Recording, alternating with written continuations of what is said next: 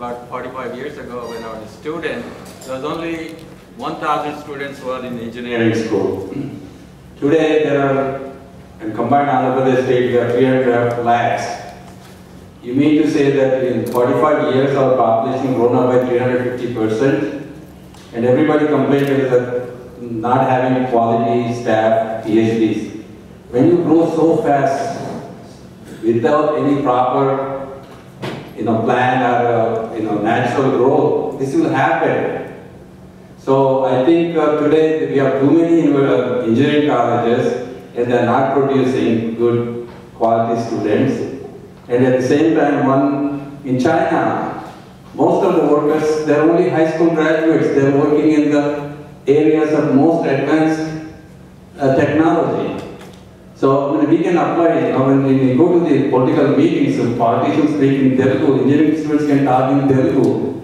That's not going to minimize their communication skill. So that may not be the point here, but I wanted to say that we have too many engineering colleges.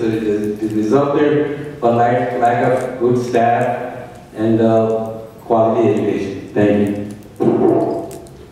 One more question if anybody wants. Last one, please. I am Mr. Ramlu Chanda. My suggestion is that, you see, here we are talking about the privatization of education. Actually, colleges started by business motive, by business men, contractors, or such people. So actually, we have to reduce. That is leading to the expansion of the engineering colleges or any other colleges which are the educational institutions. So, in the beginning of our independence, that means post-independence, the situation was not like this. At that time, mostly all educational institutions were started by the government, and even health institutions or any other institutions which are related to the public and welfare were started by the governments. But these days, later they have increased, and this expansion multiplied, and recently you are saying that faculty is not available. And the faculty is not available to the ratio of the expansion of the education institutions or private institutions, whatever that may be. So, anyway, the problem is there for India and for Telangana also. So that's why I suggest, or we should also sort of think and suggest that retired faculty members' services should be used for this purpose. See, in PDF mails I have seen so many people discussing about the welfare of Telangana, welfare of various institutions of Telangana, even about the faculties, higher education, everything. So like Madhukar Reddy or somebody else, whoever are many times visiting our country, our Telangana particularly, they should be given some extension lectures, or they should be provided some opportunity in the education institutions to discuss or to extend or to motivate or for any other such things. Even my suggestion is that those who are able-bodied, those who are competent, those who are willing, such people only are to be engaged for this purpose. Thank you. I think we have had, I realize we are kind of late, but thank you for staying with us. We come to the end of our plenary session and we only have the formality of summing it up. So thank the panel speakers for... I would like to respond to the two questions, sir. 2 minutes. The basic fact that is given there, 1290 people per 1 million population is, if you take the whole of India.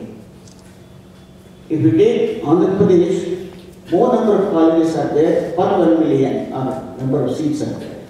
So that is the correction. The second aspect is, with regard to a 10 plus 2 fellow who is able to do very, very complicated jobs in China or elsewhere or in USA, it is because of lack of hands-on experience. Please think about the type of education that was taken by you in 1968 and the type of education being given today is not inferior at all. Only thing at that time, the seats were so few that anybody who passed out, he got a job. Today, large number of students are available and they have got to compete. That is the main problem. The second aspect is, as per the Constitution of India, education has been considered as an occupation. It is not necessary that it should be started only by educationists or by government. And wherever government has not interfered, the things have succeeded. You take IT education, it is not government which started that. And IT education has got a revolution today. And so friends, let us not think that anything that is done by private sector is bad. But only thing is, the situation that has happened today, the 174 colleges which are closed today, is not because they have less number of teachers, for the number of students they have. The AICTE says you should have 1:15 whether your seats are filled or not. If a college has got 480 seats, they have to fill up. If all seats are filled, only 32 faculty members are required. Even if 50 seats are filled, they want 32 teachers. This is the unwise proposition, and that is the reason why this particular problem has arisen. There has to be a change in the attitude of regulatory agencies. And I hope that with participation, that when the teacher has got hands-on experience, he can pass on that hands-on experience to the students. That which is lacking, where industry has to come forward. Thank you. Thank you.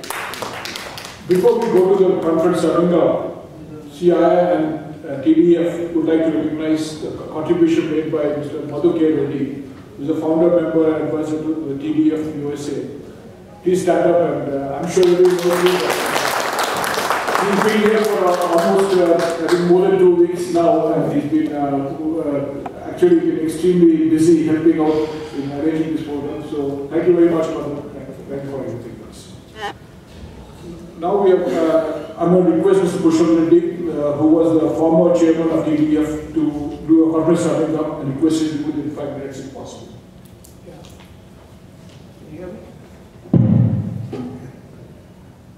It was a long day, it was a long session. Very eminent speakers spoke here, and I'm sure a lot of material was covered in here. The salient points I noted on the first session, the governance for overall development. Mr. Arun Mehra talked about a definition of what development is. In his view, improvement of the well-being of the citizen is what's development we're talking about. And he talked about need for better administration and better management of resources and more efficient and effective use of resources. His main point was we don't collaborate well. That's a need for collaborating among various organizations and institutions, including government and industry. Then we heard Minister Krishna Rao. He talked about the Telangana state's new industrial policy, how they got together with all the intellectuals and they drawn upon a very simplified policy where within 15 days an industrial aspirant can get a license.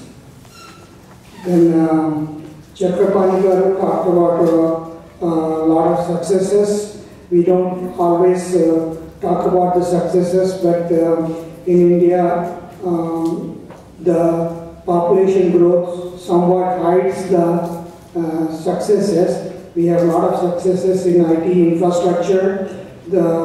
It's also being applied in terms of like Mi-Seva and taking the Wi-Fi route in the next couple of years to the villages and to the post office.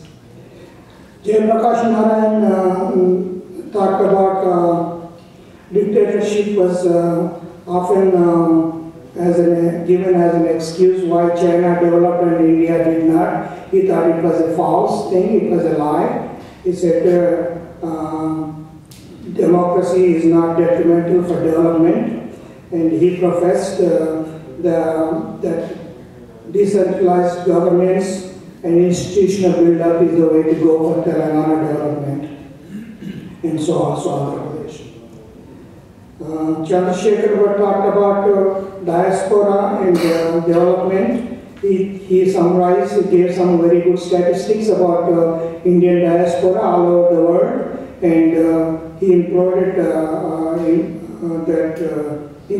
that we should be calling upon the diaspora for India development.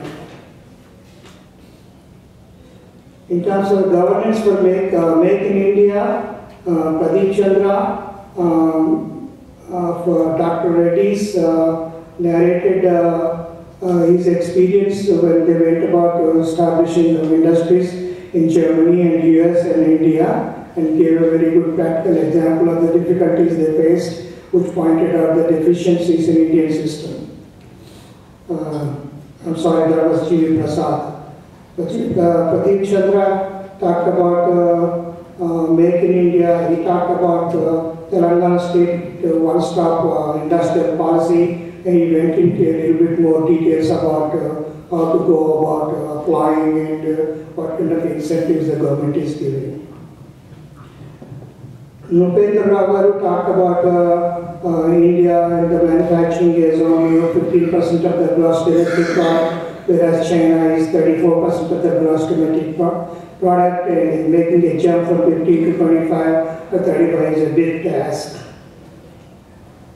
And Sunil Kishan gave us a presentation on Brandix in Vizag, how it is spread out and how it is contributing to the local economy. Anant Rao talked about Skill Pro and how there's only less than 2% voted training in this country. Life skills and technical skills aren't part of our educational curriculum, that being shortcoming.